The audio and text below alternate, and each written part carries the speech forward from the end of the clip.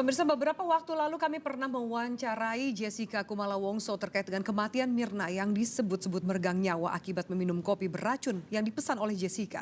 Kita simak lagi pengakuan-pengakuan Jessica dalam rekaman wawancara ini. Banyak pertanyaan yang berkaitan dengan kasus kehilangan dari seorang sahabat kamu. Iya, saya selama ini merasa tertekan sekali ya. Saya dan keluarga saya merasa sangat tertekan karena emang saya tidak berbuat, tapi diperlakukan seperti ini. Kalau ternyata yang diumumkan nama kamu, Jessica, sebagai tersangka kasus ini, gimana? Ya, saya harus fight lagi ya. Kan itu belum the end of the world gitu, masih ada kesempatan untuk kontes lagi. Emang saya nggak berbuat soalnya. Kalau saya berbuat saya takut. Kalau saya nggak berbuat, kalau emang ada bukti ya buktinya itu nggak tahu ada apa, nggak tahu dari mana. Saya nggak tahu. Tapi sekarang saya udah punya kuasa hukum, nggak cuma satu, ada 3. Jadi lihat aja lah gimana. Kamu ada upaya nggak untuk menjelaskan secara pribadi ke keluarganya Mirna bahwa bukan kamu pelakunya? Belum. Dan saya tidak mau. Kenapa kamu nggak mau? Kalau udah terungkap sama polisi, biar toh mereka memojokkan saya dengan media, ya mereka mengembalikan nama baik saya juga dengan media. Tapi ini kan personal ya, personal gitu antara kamu dengan keluarganya. Enggak juga ya, kalau personal mereka nggak mungkin belak-belakan gitu ngomong di TV kalau pasti itu temannya yang melakukan. Temannya ya si masalah, kalau nggak saya ya Hani. Hani datanya bersama dengan Mina, jadi saya pikir ya itu saya. Kamu merasa bahwa keluarganya Mirna menuduh kamu? Sejak itu udah dihantam-hantam nih sama polisi, diselidikin sampai oh iya ini pembunuhnya apa-apa. Kamu ada rasa bersalah nggak menjelaskan apa yang sebenarnya? Kan kamu dituduh nih, ya kan? Kamu ada rasa bersalah nggak dan kemudian pengen menjelaskan yang sebenarnya seperti apa versi kamu, bahwa bukan kamu, tidak seperti yang dituduhkan? Bisa menjelaskan ke polisi ya? Ke keluarganya Mirna? Enggak, saya nggak merasa bersalah seperti itu. Karena saya pikir kalau saya emang nggak berbuat, saya nggak perlu membela diri saya, menjelaskan diri saya sendiri. Kamu berani bertaruh apa supaya masyarakat juga tahu bahwa kamu sampai sebegininya komitmen dan yakin bahwa bukan kamu pelaku?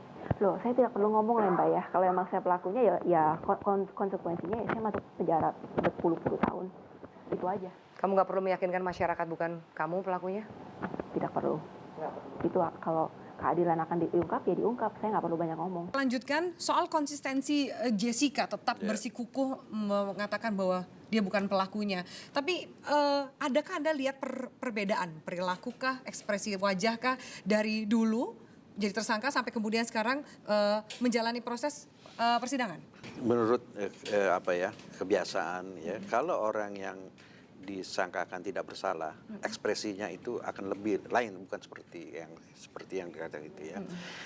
Dia akan contoh misalnya politik ya, ya dalam masa lalu itu, mereka itu kan ada gemas, kenapa saya tidak ini salah gitu kan, gini ya.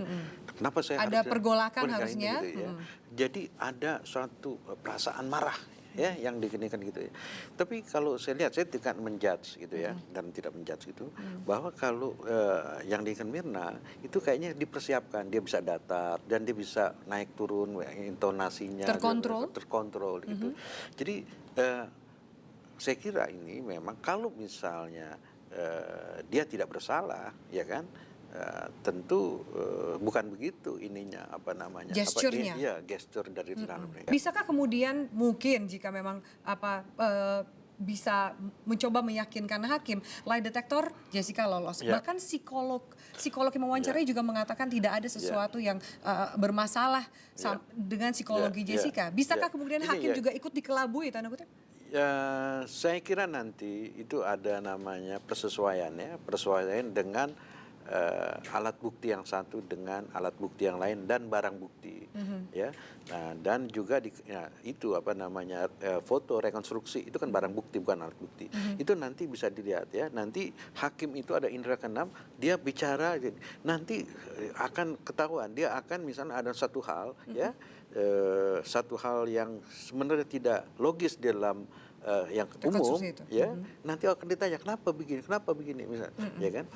Ya itu kan apa sih sebenarnya kenapa Anda mengundang di tempat ini dan itu, kenapa nggak di tempat yang lain, kenapa?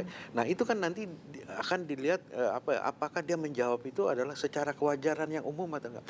Kalau misalnya tidak umum dikejar, kenapa?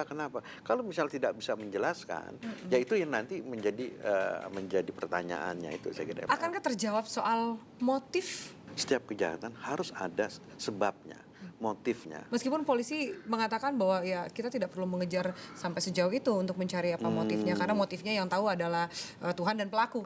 Ya, saya kira kalau dari sisi sains gitu ya, mungkin kita tidak tepat bisa menjawab gitu kan. Setidak-tidaknya misalnya motifnya itu misalnya dia tidak sengaja atau di alpa gitu ya. Tapi kan ini dituduh dia dengan katakanlah ya 338 itu pasal 338 KUHP yang menyatakan pembunuhan biasa, pembunuhan, dan pasal 340 pembunuhan berencana. Nah, kedua-dua pasal tersebut kan ada unsur kesengajaan. Jadi di dalam di dalam kasus ini tentunya kan kalau dia ada berencana kan mesti ada sebabnya. Pak Huri, kita akan mengajak pemirsa juga dan Anda untuk mengingat Darmawan Salihin, ayah dari Mirna, sangat yakin kalau pembunuh anaknya adalah Jessica. Keyakinan ini muncul dari sejumlah fakta yang ia dapatkan pasca kematian dari putrinya. Berikut adalah penuturan ayah Mirna kepada tim NSI. Saya kok sangat yakin, saya melangkah, bismillah begitu ya, bahwa ya insya Allah ya saya dituntun lah Allah, jalannya yang benar begini. Ini kan juga yang bunuh kan perempuan nih. Kalau dia laki sih lain cerita, berantem dulu sama saya kali ya, gitu. Nah, perempuan saya mau apain gitu loh. Saya nggak mau matiin dia kok sebetulnya, asal dia ngaku aja. Iya, ini karena begini, nah saya tahu deh tuh. Oh karena gini, Mirna salah misalnya. Nggak tahu, orang tuanya nggak tahu, Jessica-nya nggak tahu. Yang tahu-taunya ya karena dideketin si Mirna. Kamu siapa? Saya bilang, Jessica. Yang minum kopi sama Mirna. Minum kopi apa kamu gitu loh. Saya kan nggak tahu. Mirna, oh minum kopi. Kamu minum apa? Air mineral. Itu bohong tuh. Itu pertama dia bohong, saya langsung tahu ini anak ini ada something wrong. Buktinya nih, si Hani itu kan temennya si Jessica sebelum temen sama Mirna. Dia bilang, ini kopi yang mana? Saya tanya. Itu ada 4 sampel. Ya, 2 tidak pakai, 2 pakai. 1 belum diaduk, 1 diaduk. Itu waktu rekonstruksi, makanya saya berani kasih lihat. Banyak yang lihat soalnya, gitu loh. Oh, warnanya berubah nih, jadi kayak alpukat kunyit begitu. Kuning-kuning gimana sih alpukat? Ya. Kalau diaduk, alpukat matang tuh. Nah, ya, Pak, ya? Saya bilang yang mana kamu Han? Yang ini. Sedotan sudah di dalam loh, ternyata tuh. Belakangan ketahuan lagi. Saya rasa nih yang tahu cuma hatinya Jessica. Tuh, 2 itulah yang tidak mungkin terjawab, hanya Jessica nanti yang jawab. Tapi secara saintifik dan secara bukti nyata, iya dia. Secara hukum, iya dia.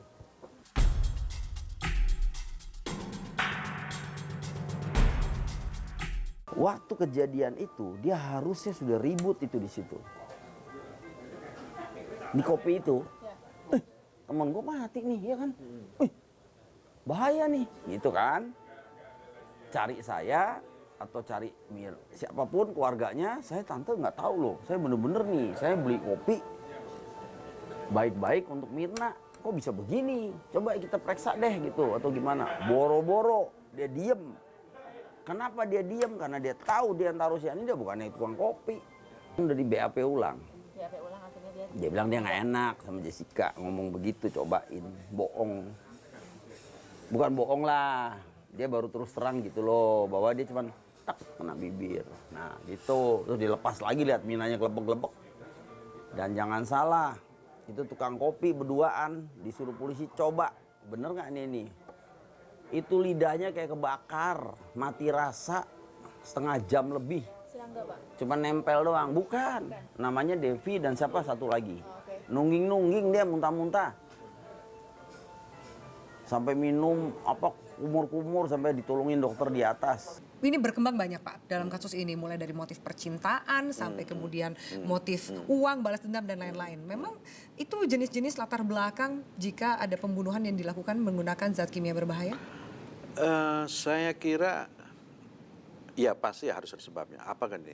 Tapi saya menjawab dulu. Pertanyaan membunuh yang pakai menggunakan racun dengan kimia itu sebenarnya adalah untuk menghilangkan jejak. Kedua, dan reaksinya itu cepat. Itu kalau ini. Nah sekarang, adakah korelasi antara dia menggunakan ya seolah-olah dia membunuhkan itu kan sebenarnya kayak kejam gitu ya dengan ini ya, apalagi dia misalnya temannya lama kok tega misalnya kayak gitu ya, misalnya begitu. Dan itu kan sebenarnya ada suatu karakter orang yang bisa kuat, nggak bisa semua orang bisa melakukan. Dalam artian nggak semua orang bisa membunuh menggunakan racun dan bertahan untuk melihat itu terjadi kepada korbannya. Jangankan membunuh pakai racun, membunuh biasa, semua orang nggak akan ada yang biasa. Orang itu membunuh itu harus ada keberanian yang luar biasa, ya. Apalagi dia dengan berencana, apalagi dia teman dekatnya, pasti kan ini harus ada sebabnya gitu loh. Mungkin nanti akan di muka persidangan itu akan digali ya. Yang digalinya itu justru dari teman-teman dekatnya dia. Nah, misalnya kenapa si korban ya si Mirna itu bilang saya ini takut nih ketemu dia dan dia minta ini, kan berarti harus ada sebabnya dan ini nggak pernah diungkapkan. Dan mestinya Kenapa Hani ketakutan juga, korban mestinya terhadap Hani ini juga Hani pasti tahu kan mereka teman dekat. Kenapa si korban itu takut dan dia minta ditemani oleh Hani? Nah ini kan mestinya Hani mesti jelasin kenapa ada rasa takut. Nah kembali lagi kepada motif, ini yang mesti dikejar. Saya menurut pendapat saya ya, kalau misalnya pembunuhan dengan berencana menggunakan racun tanpa ada motif, saya kira tidak masuk akal. Tidak masuk akal, pasti ada motif dan itu akan tentu terjawab di proses persidangan. Iya, saya katakan itu. Akankah hadir sebuah kejutan dalam persidangan kasus Jessica ini? Oh, saya kira ada ya. Yang selama Apa prediksi Anda? Prediksi saya itu mungkin karena ada satu kejadian yang begitu menyakitkan Jessica sampai dia, kita nggak tahu motifnya apa, katakanlah ya perilaku tindakannya dia yang mengarah ke bahwa ini ada perlakuan yang menyimpang, belum kita bisa jadi gitu ya. Dan katanya memang kalau orang yang melakukan itu mereka bisa pintar menyembunyikan gitu loh, bahkan sampai orang yang terdekatnya pun tidak tahu. Baik, tentu kita nantikan bagaimana kejutan itu. Semoga menjadi jawaban dari pertanyaan besar semua. Ya, semua orang begitu. Terima kasih Pak Christopher atas waktunya. Pemirsa, penyidik Polda Metro Jaya berkejaran dengan waktu untuk menuntaskan kasus kematian Mirna. Apa saja kisah-kisah dalam pengungkapan itu? Simak sesaat lagi di NSI. Pemirsa, upaya menghabisi nyawa seseorang menggunakan zat kimia atau racun rupanya terjadi tidak hanya di Indonesia. Kasus-kasus serupa juga pernah terjadi di negara lain. Beragam motif mewarnai kasus-kasus seperti ini, mulai dari ekonomi, balas dendam, kejiwaan, dan sebagainya. Lantas bagaimana polisi mengungkap motif pembunuhan Mirna?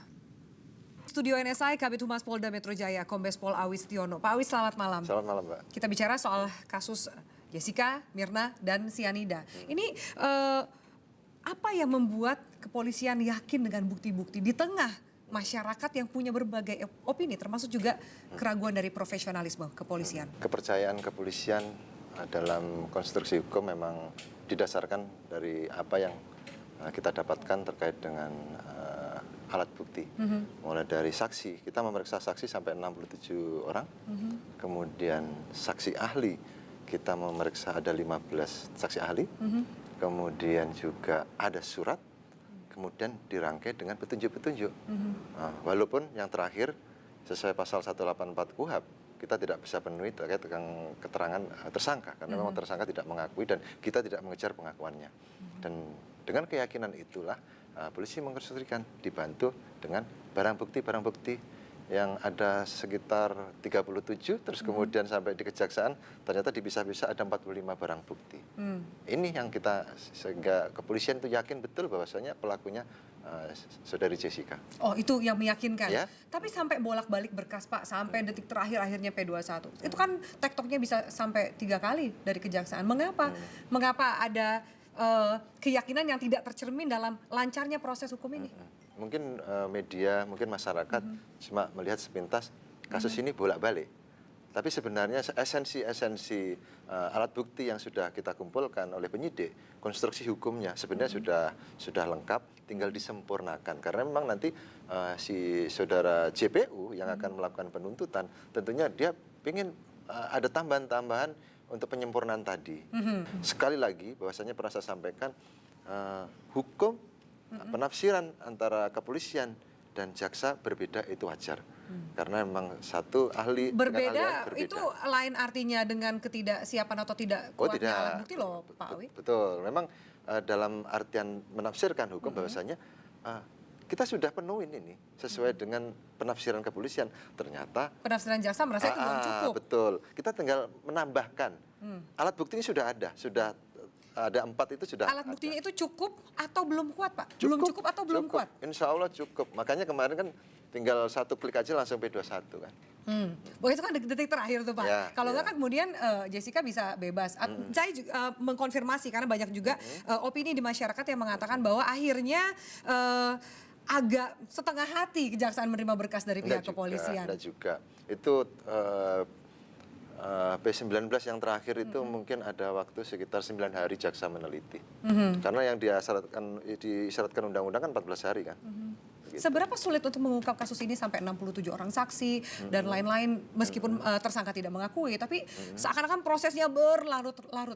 Ya, Pak Awi. memang dalam penyidikan suatu kasus tindak pidana dengan kasus satu dengan yang lainnya memang tidak bisa disamakan, Mbak. Seperti kemarin kasus pembunuhan Eno dengan alat bukti yang cukup, kemudian karena saksi mahkota tiga-tiganya pelakunya sehingga memudahkan kita 13 hari pun sudah P21 itu. Karena ini kan tidak ada saksi, tidak ada saksi yang bisa melihat langsung bahwasanya si Jessica itu menaruh racun.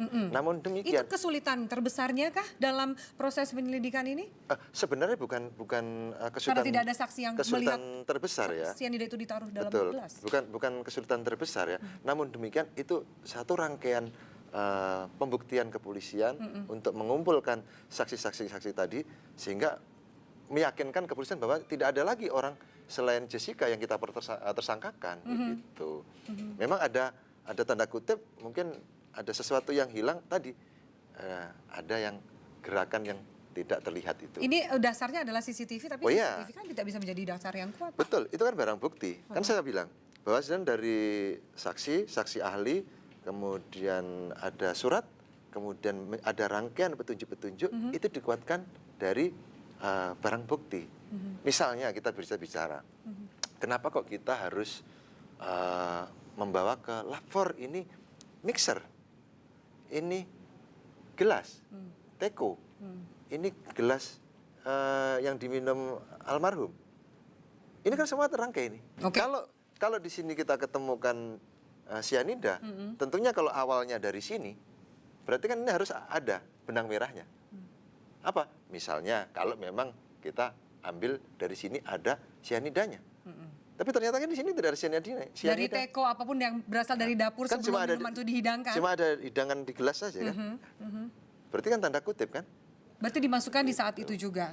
Ya nanti di pengadilan itu. Pak, oke, menjawab itu juga kan harus dirangkai lebih jauh ke belakang dari mana kemudian TSK mendapatkan cyanida tersebut. Apakah itu juga sudah terjawab? Ingat Mbak, pasal 340 ya, pasal 340 pembunuhan berencana tidak mengisyaratkan, tidak memerintahkan penyidik untuk mencari barang bukti ada padanya, ada pada tersangka. Unsur deliknya, delik materialnya itu bunyinya cuma barang siapa dengan sengaja, iya kan, merencanakan sesuatu sehingga mencabut nyawanya orang lain, dipidana penjara seumur hidup, pidana mati atau seumur hidup, pidana seumur hidup, atau dalam kurun waktu tertentu 20 tahun. Di situ tidak ada. Tapi polisi mengejar sampai sejauh itu nggak Pak? Oke, masalahnya memang Iya. itu tidak ada secara hukum. Betul. Tapi pertanyaan masyarakat kan mengarah ke sana. Iya. Siapkah polisi menjawab pertanyaan itu? Dan oh ya, kita siap Apa dalam. Anda juga akan menjawab bahwa tidak mengisyaratkan pengadilan untuk membawa itu? Tapi kan tentu ada dari mana yang mendapatkan itu dan lain-lain. Apakah di luar negeri, Australia, karena polisi juga sempat ke Australia, atau mendapatkan barangnya di Jakarta? Tapi memang konstruksi hukum kita semua dari delik material, Mbak ya. Kita tidak boleh keluar dari apa yang tertera dalam undang-undang. Kalau di undang-undang sudah menyatakan itu, sebenarnya tidak ada kewajiban moral untuk penyidik ini Menjelaskan lebih jauh. mencari bahwasanya barang bukti ini. Karena saya mohon maaf, ada jangka waktu tertentu yang ada kesempatan si Jessica ini, tersangka ini, menghilangkan barang buktinya, begitu loh. Kecuali kalau seperti dalam kasus-kasus tertentu. Termasuk juga celana yang dikatakan robek itu, betul. akhirnya ditemukan? Oh, enggak ditemukan. Dan itu tidak ada masalah. Buat kita tidak ada masalah. Kan tidak mungkin itu racun mau jalan sendiri menuju kopi itu kan.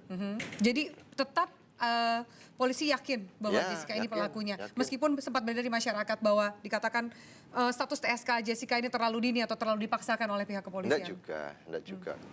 Keyakinan penyidik memang yang bersangkutan kita tersangkakan begitu. Apa motifnya kalau dari semua bukti dan saksi yang telah Kembali lagi ke 340 bahwasanya di pasal 30 itu tidak memerintahkan penyidik untuk mencari motif.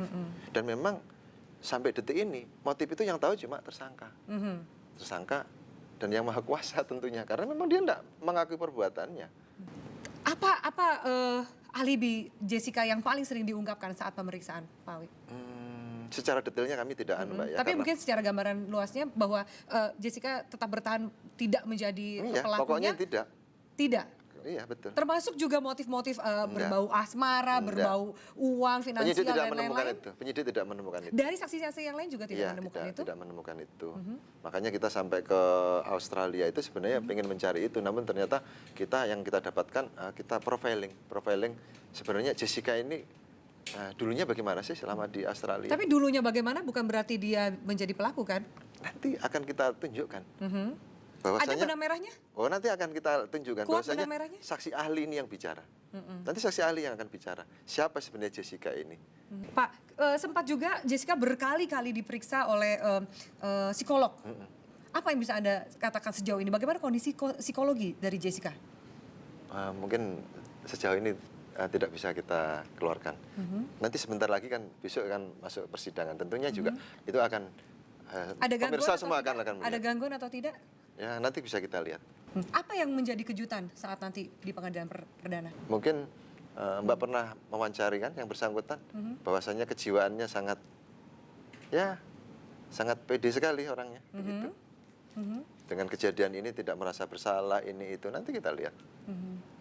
Begitu. Tapi di CCTV itu terlihat itu yang juga menguatkan kepolisian bahwa Jessica ada tersangkanya. Di CCTV ada gerakan memang menuangkan itu? Nanti ada diputar di sidang pengadilan. Apa pelajaran yang bisa diambil untuk masyarakat juga dan juga untuk mungkin pihak kepolisian karena kasus ini dikawal oleh jutaan pemirsa gitu. Masyarakat sangat mengawal kasus ini. Ya bahwasanya tindak pidana ini tidak ada yang sempurna. Sehingga apapun celah-celah yang ada itu menjadikan seseorang tidak bisa berkelit. Bahwasanya kejahatannya meninggalkan jejak.